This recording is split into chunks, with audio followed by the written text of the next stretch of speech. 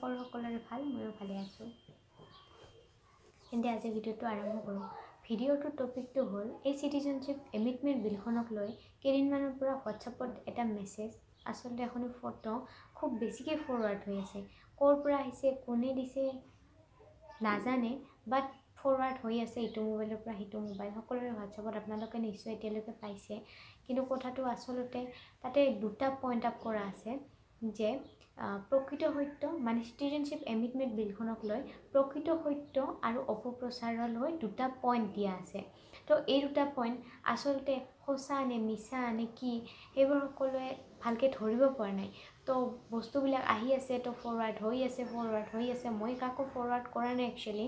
মই ভাবিলোঁ ফৰৱাৰ্ড কৰাতকৈ ভিডিঅ' এটা বনাওঁ, সকলোৱে মিলি আলোচনা কৰোঁ যে কোনে এই বিষয়ত কি ভাবে। আশা কৰিলোঁ আপোনালোকে সহযোগ কৰিব নিশ্চয়, তেতিয়াহ'লে ময়ো কিছুমান কথা জনাত সুবিধা হ'ব। ঠিক আছে, তেন্তে ভিডিঅ'টো আৰম্ভ কৰোঁ। ভিডিঅ'টো আৰম্ভ কৰাৰ আগতে আপোনালোকে যদি মোৰ চেনেলটো এতিয়ালৈকে ছাবস্ক্ৰাইব কৰে তেন্তে প্লিজ ছাবস্ক্ৰাইব কৰি দিয়ক, আৰু ছাবস্ক্ৰাইব কৰাৰ সময়তে কাষতে থকা এটা বেল আইকন তাতে নিশ্চয় প্ৰেছ কৰিব, যাতে মই আগলৈ দিয়া নতুন ভিডিঅ'সমূহ আপোনালোকে পোনপ্ৰথমে পাই যায়। ঠিক আছে, তেন্তে পলম নকৰাকৈ ভিডিঅ'টো আৰম্ভ কৰোঁ। টপিকটো আছিল যে নাগৰিকত্ব সংশোধনী আইনখনক লৈ দুটা পইণ্ট চলি আছে, এটা হ'ল প্ৰকৃত সত্য আৰু এটা হ'ল অপপ্ৰচাৰ। পইণ্ট দুটা মই আপোনালোকক কৈ দিছোঁ। নম্বৰ 1 পইণ্ট অপপ্ৰচাৰত আছে যে এই বিলখনৰ জৰিয়তে, এই আইনখনৰ জৰিয়তে মানে চৰকাৰে বাংলাদেশৰ পৰা অধিকাংশ হিন্দু বাংলাদেশীক আনি আমাৰ অসমত ভৰাব খুজিছে। এইটো অপপ্ৰচাৰ বুলি সেই ফটোখনত উল্লেখ কৰা আছে। আৰু প্ৰকৃত সত্য দিয়া আছে যে নাগৰিকত্ব সংশোধনী আইনখনত কোনো ধৰণৰ হিন্দু বাংলাদেশী নামৰ শব্দ উল্লেখে নাই। তেন্তে যিটো শব্দ সেই বিধেয়কখনতে উল্লেখ নাই, সেই শব্দটোৱে সমগ্ৰ অসমখন কেনেকৈ তলপাৰ লগাইছে। এয়া নিশ্চয় কোনোবা মানুহে বা কোনোবা এচাম লোকে সুবিধা বুজিছে আমাৰ অসমীয়া লোকৰ ওপৰত।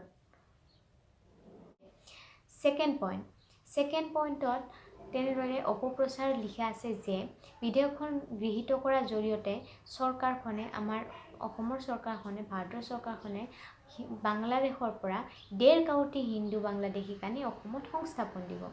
কিন্তু প্ৰকৃত সত্যত তাতে দিয়া আছে যে 2011 চনৰ যিটো লোকগণনা হৈছিল বাংলাদেশত, সেই গণনা অনুসৰি সমগ্ৰ বাংলাদেশতেই 1.5 কোটি মানুহ বেংগলী মানুহ তাতে নাই, হিন্দু বাংলাদেশী মানুহ তাতে নাইয়ে 1.5 কোটি।